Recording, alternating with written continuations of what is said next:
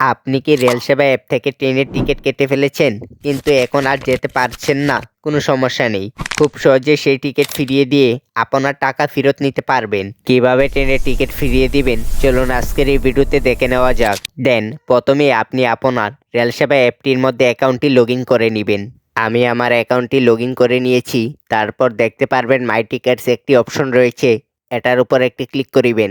এখন এখানে দেখতে পাচ্ছেন তুন্না এক্সপ্রেস এই ট্রেনটির মধ্যে আমার একটি টিকিট কাটা রয়েছে।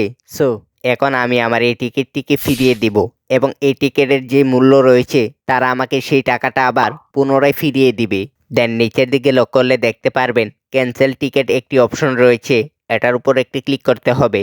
এখন এখানে দেখতে পাচ্ছেন আমি মোট কত টাকা দিয়ে টিকিটটি কেটেছিলাম, তারা এখান থেকে কত টাকা সার্ভিস চার্জ কাটবে এবং আমাকে টোটাল কত টাকা রিফাউন্ড করবে। দেন এখন আমাকে কনফার্ম ক্যান্সেলেশন এটার উপর একটি ক্লিক করতে হবে।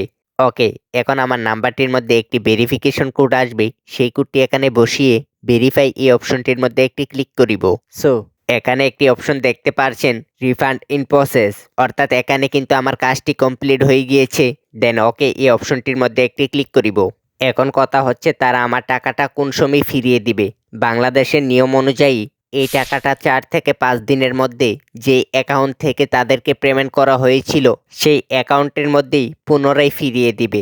অর্থাৎ আপনি যদি বিকাশ থেকে পেমেন্ট করে থাকেন তাহলে আপনার টাকা বিকাশের মধ্যে ফিরিয়ে দিবে। আবার কেউ করতে পারেন নগদ, rocket, debit card, credit card এগুলো থেকে, তাহলে চিন্তার কোনো কারণ নেই, আপনাদের টাকাও এগুলার মধ্যেই পুনরায় ফেরত আসবে।